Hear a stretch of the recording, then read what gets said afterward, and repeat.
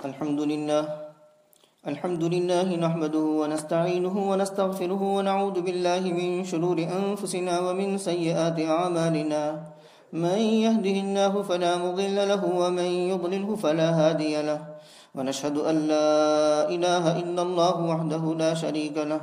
ونشهد أن سيدنا ومولانا محمدا عبده ورسوله صلى الله عليه وعلى آله وأصحابه وبارك وسلم تسليما كثيرا كثيرا. أما بعد فأعوذ بالله من الشيطان الرجيم. بسم الله الرحمن الرحيم. فلا وربك لا يؤمنون حتى يحكموك فيما شجر بينهم ثم لا يجدوا في أنفسهم حرجا مما قضيت ويسلموا تسليما.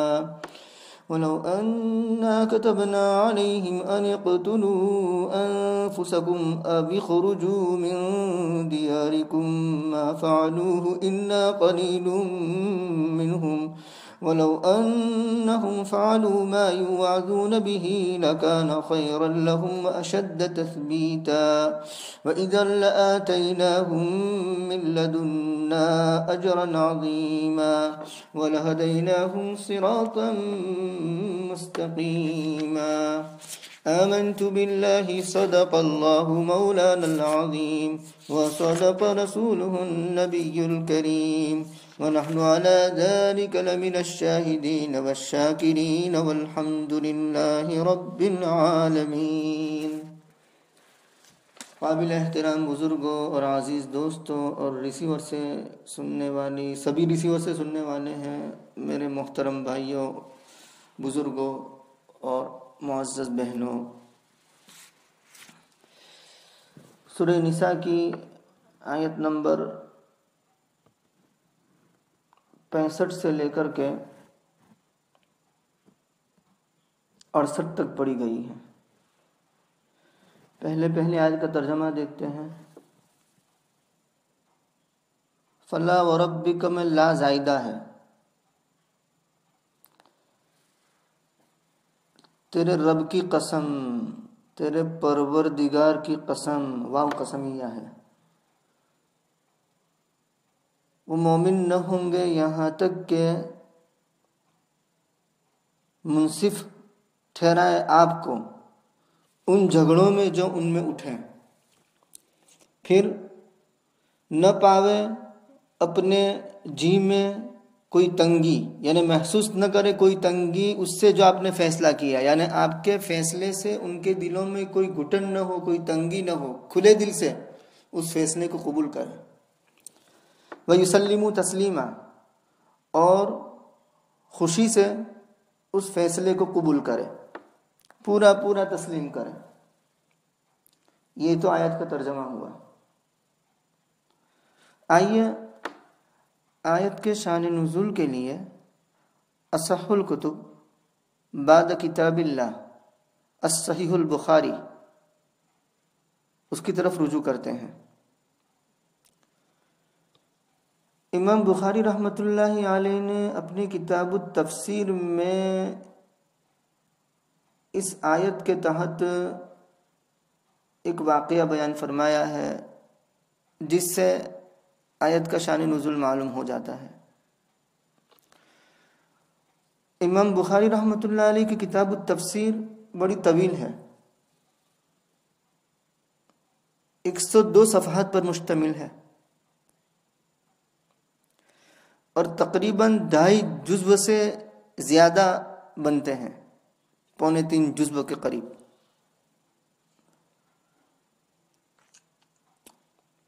بڑی تفصیل سے کتاب التفسیر کو امام بخاری رحمۃ اللہ علیہ نے بیان فرمایا ہے.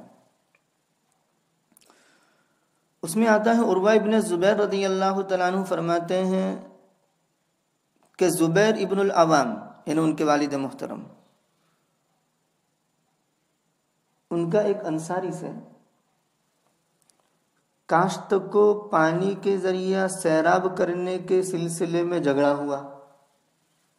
پانی کی جو بولیں چلتی ہیں کہ پانی پہلے کون پلائے اپنے کھیت کو. دونوں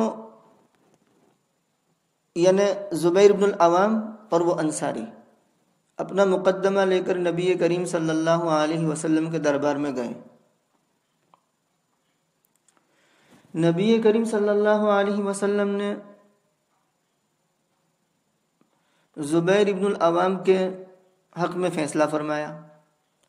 چونکہ ان کا کھیت اور ان کی زمین پانی کے بہاؤ سے زیادہ قریب تھی، اس کا لوکیشن ایسا تھا، اس کا جائے وقوع ایسا تھا. تو نبی کریم صلی اللہ علیہ وسلم نے فرمایا اسقی یا زبیر ثم ارسل الماء الى جارک. زبیر آپ اپنے کھیت کو سیراب کرو، پھر پانی اپنے ہمسایہ کے لیے چھوڑ دو، یعنی ان کی طرف جانے دو. وہ انصاری وہ اس فیصلے سے تنگ دل ہوئے اور انہوں نے ایک جملہ کہا، تنگ دل نہیں ہوئے. تنگ دل ہونے کے بعد اعتراض بھی کیا کہ ان کان ابن عمتک، اپنا پھوپھی زاد بھائی ہے اس لیے. جانبداری کا مظاہرہ کیا گیا ہے، طرفداری ان کو ترجیح دی گئی. فتلون وجہ رسول اللہ صلی اللہ علیہ وسلم، نبی کریم صلی اللہ علیہ وسلم کا چہرہ انور متغیر ہو گیا، چہرہ اقدس متغیر ہو گیا مارے غصے کے. اور اس کے بعد دو ٹوک فیصلہ سنایا، اسقی یا زبیر حتی یرجع الماء الى الجدر ثم ارسل الى جارک. بخاری کے الفاظ ہیں فاستوعى رسول اللہ صلی اللہ علیہ وسلم للزبیر حقه فی صریح الحکم حین احفظه الانصاری.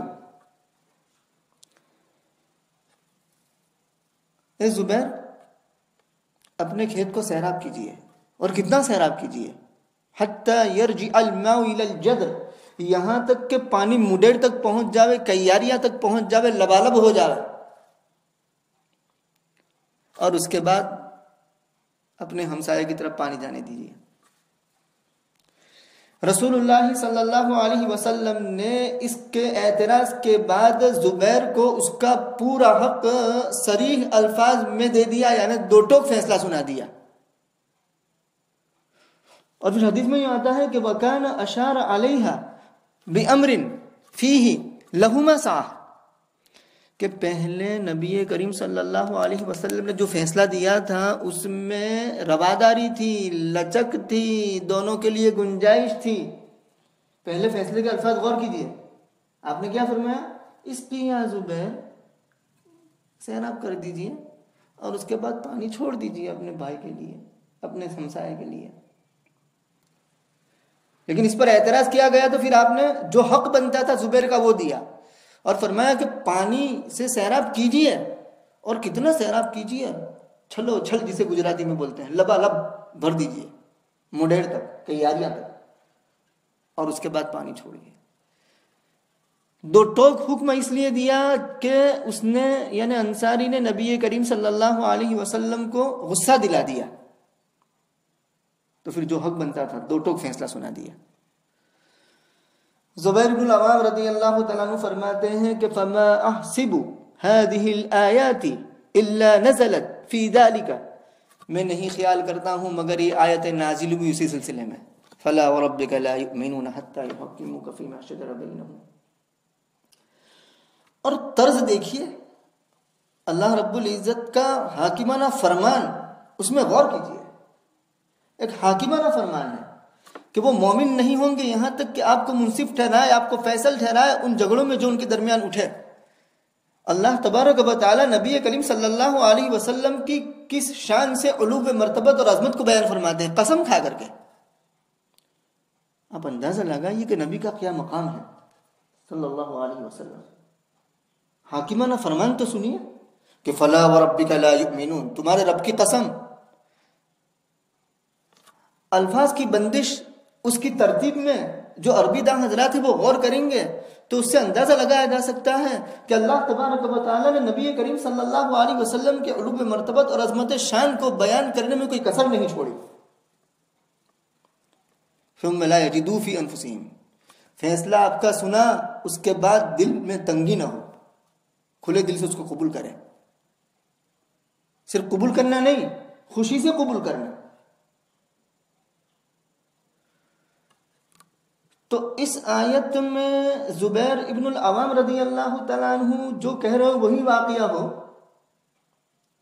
لیکن آیت کے الفاظ کے عموم سے یہ قانون بنایا گیا کہ جہاں کہیں بھی دنیا میں کسی کے درمیان جھگڑا واقع ہو تو ان کے درمیان جب قرآن کریم اور احادیث نبویہ یا نبی کریم صلی اللہ علیہ وسلم کی ذات گرامی موجود ہو اور وہ جو فیصلہ سنا دے تو اس فیصلے کو وہ مخاصمین کو ٹھنڈے دل سے، کھلے دل سے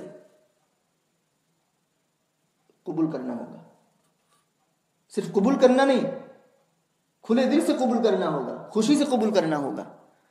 اگر کسی نے اس میں تنگی محسوس کی تو اس کو اپنے ایمان پر غور کر لینا چاہیے، کیونکہ قرآن کہتا ہے فَلَا وَرَبِّكَ لَا يُؤْمِنُونَ، شرط لگائی ہے دل سے قبول کرنے کی بھی. فیصلہ صرف قبول کرنا نہیں، دل سے قبول کرنا. شرما حضوری میں قبول کرنا نہیں، دل سے قبول کرنا. خوف سے قبول کرنا نہیں، دل سے قبول کرنا. لالچ سے قبول کرنا نہیں، دل سے قبول کرنا. ثم لا يجدوا في انفسهم حرجا مما قضيت ويسلموا تسليما. جب تک نبی کریم صلی اللہ علیہ وسلم کی ذات گرامی دنیا کے اندر موجود تھی تو آپ کی ذات اطہر کے پاس فیصلہ کے لیے جایا جاتا تھا اور آپ فیصلہ فرما دیتے تھے، تو اس فیصلے میں بھی کوئی تنگی نہ ہو. اور آپ کی دنیا سے پردہ فرما جانے کے بعد، آپ کی دنیا سے پردہ فرما جانے کے بعد قرآن کریم اور احادیث نبویہ یہ فیصل ہے، اس کو مد نظر رکھتے ہوئے فیصلہ کیا جائے گا. اور آج ہم دیکھتے ہیں کہ اپنے معاملات اور اپنے مخاصمات غیر شرعی قوانین کی طرف لے جاتے ہیں، ان کی طرف بھاگتے ہیں، دوڑتے ہیں. اور جب ان کے سامنے قرآن کریم اور احادیث نبویہ کا کوئی فیصلہ سنایا جاتا ہے تو وہ تنگ دل ہوتے ہیں، دل سے اس کو قبول نہیں کرتے، ایبا ہوتا ہے، اندر سے پسندیدگی نہیں ہوتی. تو ان کو غور کرنا چاہیے، اپنے ایمان کے سلسلے میں غور کرنا چاہیے، اپنے ایمان کی خیر منانی چاہیے.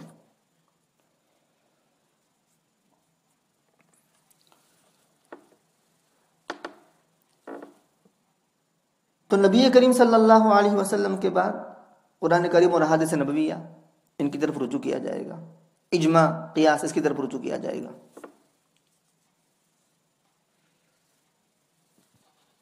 ایک صاحب نے فون کیا،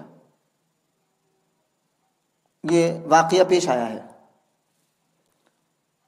یعنی میں اس پر عرض کرنے جا رہا ہوں کہ نبی کریم صلی اللہ علیہ وسلم کی لسان نبوت سے نکلی ہوئی تعلیمات کے اندر تمام چیزیں موجود ہیں. وہ صاحب نے فون کیا، کہا کہ مفتی صاحب میں نے ایک صاحب کو 2000 پاؤنڈ دیے ہیں قرض کے طور پر. اب جب لوٹانے کی بات آ رہی ہے تو وہ کہتے کہ آپ نے تو 1000 دیے ہیں، 2000 دیے ہی نہیں ہے، تو اس کا حل کیا؟ میں نے کہا اس کا حل تو بہت آسان ہے. حدیث کی روشنی میں حدیث یوں کہتی ہے، ہمارے نبی کی زبان سے نکلی ہوئی بات یوں فرماتی ہے کہ البینۃ علی المدعی والیمین علی من انکر. مدعی کے ذمے گواہ پیش کرنا ہے اور جو مد مقابل مدعا علیہ ہے اس کے ذمے قسم ہے. تو اگر آپ 2000 کے مدعی ہیں اور سامنے والا 2000 کا منکر ہوا، لکھت پڑھت ہے نہیں، گواہ ہے نہیں. پوچھا میں نے، کیونکہ لکھت پڑھت کوئی گواہ تو کہا کہ کچھ نہیں، تو میں نے کہا کہ حل یہی ہے کہ آپ مدعی ٹھہرے اور گواہ آپ کے پاس ہے نہیں، ایویڈنس ہے نہیں، اور سامنے والا 2000 کا منکر ہے، وہ مدعا علیہ ٹھہرا، تو ہمارے نبی یوں فرماتے کہ مدعا علیہ سے قسم لی جائے گی. اگر وہ جھوٹی قسم کھا لیتا ہے کہ بخدا آپ نے تو 1000 دیے ہیں، تو اللہ کے یہاں وہ مسئول ہوگا، ذمہ دار ہوگا، وہ جواب دہ ہوگا. یہ فیصلے کا حل ہے. تو وہ آشش کر گئے کہ مسئلہ ہی حل ہو گیا. تو نبی کی زبان سے نکلی ہوئی تعلیمات کے اندر تمام چیزوں کا حل موجود ہے. وَلَوْ أَنَّا كَتَبْنَا، آگے کی آیت، اگر ہم ان کو حکم دے دیتے یہ کہ تم قتل کرو اپنے آپ کو یا نکلو اپنے گھروں سے، تو وہ اس کو نہ کرتے مگر تھوڑے ان میں سے، اور اگر وہ اس کو کرتے جس کی ان کو نصیحت کی جاتی ہے تو ان کے لیے بہتر ہوتا اور ان کے ایمان کی پختگی کی بات ہوتی، اور تب تو ہم ان کو دیتے ہماری جانب سے اجر عظیم اور ہم ان کو سیدھے راستے پر چلا دیتے۔ پچھلی آیت میں نبی کریم صلی اللہ علیہ وسلم کی عظمت شان اور علو مرتبت کو بیان کیا گیا، اور آپ جو فیصلہ فرما دے اس فیصلے کو خوشی سے قبول کرنے کی طرف ترغیب دی گئی اور تنبیہ کی گئی، اور اس نے اعتراض کیا تو اس اعتراض کی وجہ سے تنبیہ کے طور پر آیت کے اندر یہ حکم نازل ہو گیا جو پیچھے ہم نے سنا۔ اس آیت کے اندر کہ او مومنو، تمہیں حکم کس بات کا دیا جاتا ہے؟ حکم صرف اس بات کا دیا جاتا ہے کہ نبی کی اطاعت کیجیے، نبی کے حکم کو مانیے اور نبی کے فیصلے کو سر تسلیم خم کر لیجیے، دل کی خوشی سے اس کو قبول کر لیجیے۔ اتنا معمولی سادہ حکم ہے تو اس کو کر گزرنا چاہیے۔ اگر ہم ان کو یہ حکم دیتے کہ تم قتل کرو اپنے آپ کو، جیسے اس حکم کے اندر کسی کی جانب سے بشریت سے مغلوب ہو کر کے تنگ دلی محسوس ہوئی، وہ انصاری یا تو منافق تھے کیوں کہا جاتا ہے، یا نہیں منافق نہیں تھے، صحابی ہی تھے، اگر صحابی مانیں گے تو بشریت سے مغلوب ہو کر کے انہوں نے اعتراض کر دیا۔ تو کہا کہ اگر ہم ان کو حکم دیتے یہ کہ تم قتل کرو، جیسے کہ بنی اسرائیل کو حکم دیا گیا تھا، سورہ بقرہ میں ہم نے پڑھ لیا، وَإِذْ قَالَ مُوسَىٰ لِقَوْمِهِ يَا قَوْمِ إِنَّكُمْ ظَلَمْتُمْ أَنفُسَكُمْ بِاتِّخَاذِكُمُ الْعِجْلَ فَتُوبُوا إِلَىٰ بَارِئِكُمْ فَاقْتُلُوا أَنفُسَكُمْ ذَٰلِكُمْ خَيْرٌ لَكُمْ عِندَ بَارِئِكُمْ۔ جب موسیٰ نے اپنی قوم سے کہا ہے میری قوم، تم نے تو اپنے آپ پر ظلم کیا ہے تمہارے بچڑے کو معبود بنانے کی وجہ سے، لہٰذا تم اپنے باری کی طرف، اپنے پیدا کرنے والے کی طرف رجوع کرو اور اپنے آپ کو قتل کرو، یعنی اس جرم کے پاداش میں تمہیں توبہ کرنی ہوگی، اور توبہ کی شکل کیا ہوگی؟ کہا کہ اپنے آپ کو قتل کرنا ہے۔ تو کہا کہ جیسے ان پر اپنے آپ کو قتل کرنا فرض کر دیا گیا تھا، تم پر بھی قتل کر دیا جاتا، فرض کر دیا جاتا، یا جیسے ان کو کہا گیا تھا کہ مصر کو چھوڑو، اب اخرجوا من دیارکم وأوحینا الی موسیٰ ان اسر بعبادی انکم متبعون، تو کہا کہ نہ کرتے اس کو مگر تھوڑے۔ جب یہ آیت نازل ہوئی تو ابو بکر صدیق رضی اللہ تعالیٰ عنہ نے یوں فرمایا کہ یا رسول اللہ صلی اللہ علیہ وسلم، اگر آپ مجھے کہیں گے کہ میں اپنے آپ کو مار دوں تو میں مار دوں گا۔ اور دوسری بات میں یوں آتا ہے کہ نبی کریم صلی اللہ علیہ وسلم نے یوں فرمایا ابو بکر کا ہاتھ پکڑ کر کے کہ اگر اس کا حکم دیا جاتا اس پر عمل کرنے کا تو یہ وہ ہیں جو الا قلیل منہم، یعنی قلیل منہم ان کا شمار ہے کہ یہ ان تھوڑوں میں سے ہیں جو اس کو کر گزرتے۔ عبداللہ ابن مسعود رضی اللہ تعالیٰ عنہ کے بارے میں بھی آپ نے یہ فرمایا کہ الا قلیل منہم، یہ ان لوگوں میں سے ہیں جو اس کو کر گزرتے، یعنی ان تھوڑے لوگوں میں سے ہیں۔ حضرت عمر رضی اللہ تعالیٰ عنہ فرماتے ہیں کہ جب یہ آیت نازل ہوئی تو ان کے بارے میں آتا ہے کہ انہوں نے یوں کہا کہ اللہ کا شکر ہے اللہ نے ہمیں عافیت میں رکھا، لیکن اگر ہمیں حکم ہوتا قتل کرنے کا اپنے آپ کو تو ہم قتل کر دیتے۔ نبی کریم صلی اللہ علیہ وسلم تک یہ بات پہنچی تو آپ نے یوں فرمایا کہ یہ ایسے لوگ ہیں کہ ان کے دلوں میں ایمان ایسا مضبوط جمع ہوا ہے جیسے پہاڑ اپنی جگہ پر مضبوطی سے جمع ہوا ہوتا ہے۔ حسن بصری یوں فرماتے ہیں کہ جب یہ آیت نازل ہوئی تو صحابہ کرام میں سے چند حضرات نے یوں کہا کہ اگر ہمیں حکم ہوتا کہ ہم قتل کریں اپنے آپ کو تو ہم قتل کر دیتے۔ یہ بات نبی کو پہنچی صلی اللہ علیہ وسلم، تو رسول اللہ صلی اللہ علیہ وسلم نے فرمایا یہ ایسے لوگ ہیں کہ ان کے دلوں میں ایمان ایسا جڑ پکڑے ہوئے ہیں جیسے کہ پہاڑ زمین کے اندر جڑ پکڑے ہوئے ہوتا ہے، یعنی جیسے پہاڑ زمین پر مضبوطی سے جمے ہوئے ہیں اس سے بھی زیادہ مضبوط ان کے دلوں میں ایمان جمع ہوا ہے۔ کیا تھے وہ لوگ؟ صحابہ کرام رضوان اللہ تعالی علیہم اجمعین۔ اگرچہ یہ مشکل کام ہے، مشکل حکم ہے، اگر وہ کرتے جس کی نصیحت کی جا رہی ہے تو ان کے لیے بہتر ہوتا اور ایمان کو پختہ کرنے والا ہوتا، وہ ایمان کی پختگی کی بات ہوتی، اور تب تو ہم ان کو ہماری جانب سے اجر عظیم دیتے اور ان کو سیدھے راستے پر چلا دیتے۔ سبحان اللہ و بحمدہ، سبحانک اللہم و بحمدک۔ جمعہ کا دن ہے، قبولیت